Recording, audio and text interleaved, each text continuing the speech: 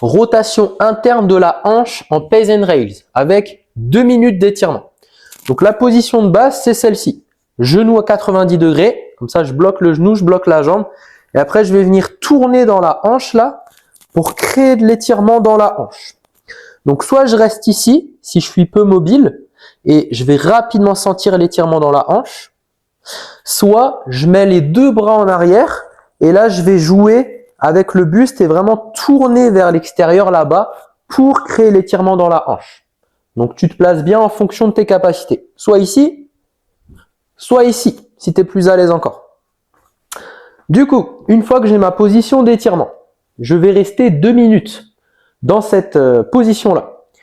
J'inspire par le nez, j'expire par la bouche, je me détends et l'objectif c'est de chercher un maximum d'étirement dans la hanche. Je dois le sentir à l'intérieur, que ça tire.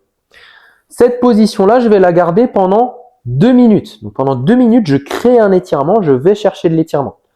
Sans trop me crisper, parce que sinon le système nerveux va se braquer, ça va faire l'effet inverse, mais en me relâchant. Je respire profondément.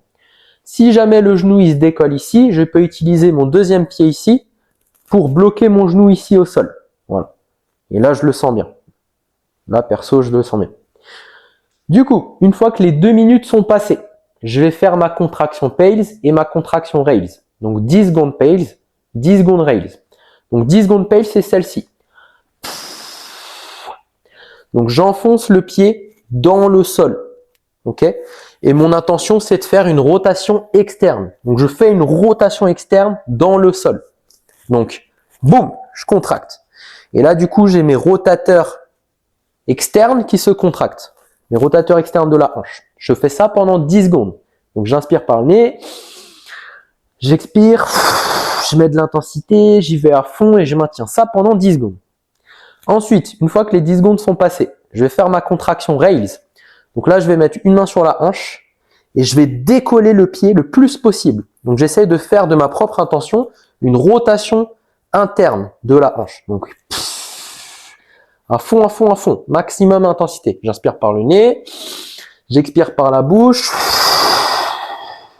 et je maintiens cette contraction pendant 10 secondes. Donc ça, c'est ma contraction Rails.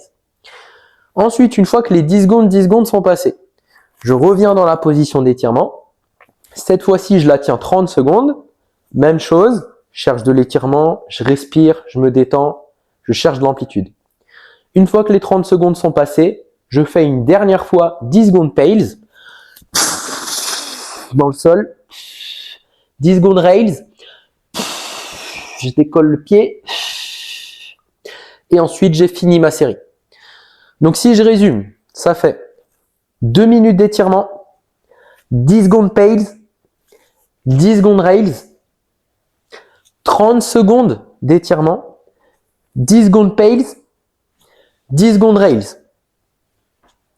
Donc au total, ça dure bien 3 minutes 10. Ça, c'est une série. Donc vérifie bien sur ton timer que ta série dure bien 3 minutes 10, sinon c'est que tu as fait une erreur quelque part.